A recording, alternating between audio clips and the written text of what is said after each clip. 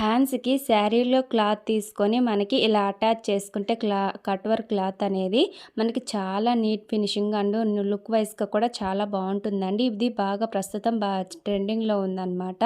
ఇప్పుడు మనకి sari cut work sari వచ్చేస్తుంది. సేమ్ అలానే బ్లౌజ్ కూడా వస్తుందన్నమాట. ఇక్కడ నేను చూపిస్తున్నాను వర్క్ అనేది హ్యాండ్స్ వరకు కట్ వర్క్ వచ్చేసిందనమాట.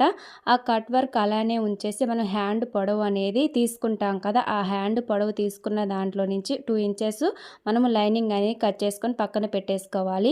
ఆ 2 ఇంచెస్కి 1 ఇంచ్ ఎక్స్ట్రా యాడ్ చేసుకొని మనము ఈ కట్ వర్క్ అనేది ఇప్పుడు స్టిచ్ చేసుకోవాలి. 2 ఇంచెస్ అంటే 3 ఇంచెస్ తీసుకోవాలి. ఇప్పుడు ఆ 3 ఇంచెస్ క్లాత్ అనేది మనం శారీలో కట్ చేసుకొని ఇక్కడ నేను చూపిస్తున్నాను కదా, మనము క్యాన్వాస్ కట్ చేసుకొని లైనింగ్కి ఐరన్ చేసుకోవాలి. అలా ఐరన్ చేసుకొని తర్వాత వచ్చేసి మెయిన్ పీస్ మీద పెట్టేసి మెయిన్ పీస్కి వచ్చేసి లైనింగ్ అటాచ్ చేసుకొని ఆ లైనింగ్ మీద మనము ఈ క్యాన్వాస్ అనేది ఇలా అటాచ్ చేసుకొని తిప్పేసుకోవాలి. అలా తిప్పేసుకున్న తర్వాత కట్ వర్క్ అనేది మనము ఐరన్ మట్టుకు చేసుకోవాలండి. ఐరన్ చేసుకుంటేనే ఫినిషింగ్ అనేది బాగుంటుంది.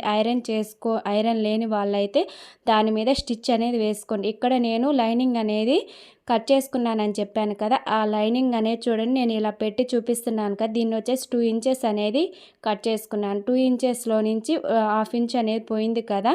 ఇప్పుడు వచ్చేసి మనము ఆ 2 ఇంచెస్ అనేది ఇలా పెట్టేసుకొని ఇప్పుడు మనం కట్ వర్క్ అనేది స్టిచ్ చేసుకున్నాం కదా, దాన్ని వచ్చేసి ఇప్పుడు హ్యాండ్కి అనేది అటాచ్ చేసుకోవాలి. చూడండి ఇలా పెట్టేసి మనము ఒక హాఫ్ ఇంచ్ లోపల కానీ పెట్టేసుకోవాలి.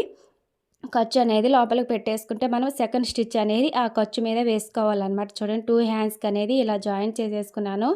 ఐరన్ చేసుకుంటేనే ఫినిషింగ్ అనేది బాగుంటుందండి. ఇప్పుడు మనం ముందుగా తయారు చేసుకున్న దాన్ని ఇలా స్టిచ్ చేసుకున్నాం కదా, తర్వాత ఒక స్టిచ్ వేసాక మళ్ళీ సెకండ్ స్టిచ్ అనేది హాఫ్ ఇంచ్ విడ్త్లో వేసుకోవాలి. అలా వేసుకున్న తర్వాత మనము ఎక్స్ట్రాస్ ఏమన్నా ఉంటే దాన్ని కట్ చేసేసుకోవాలన్నమాట. ఇప్పుడు వచ్చేసి మొత్తం స్టిచ్ చేసిన తర్వాత లుక్ అనేది ఎలా ఉందో చూడండి. ఇలా అయితే చాలా బాగుంటుందండి. మనం శారీలో క్లాత్ తీసేసుకొని మనం ఇలా జాయిన్ చేసుకుంటే ఫినిషింగ్ వైజ్గా కూడా చాలా బాగుంటుందన్నమాట. ఇక్కడ వచ్చేసి మనకి శారీ ఒక కలర్ బ్లౌజ్ ఒక కలర్ వచ్చినప్పుడే ఇలా బాగుంటుందన్నమాట. కాంట్రాస్ట్ కలర్లో ఉన్నప్పుడే మనం ఇలా స్టిచ్ చేసుకుంటే బాగుంటాయి. Thank you for watching. Next వీడియోలో కలుద్దాం. బాయ్.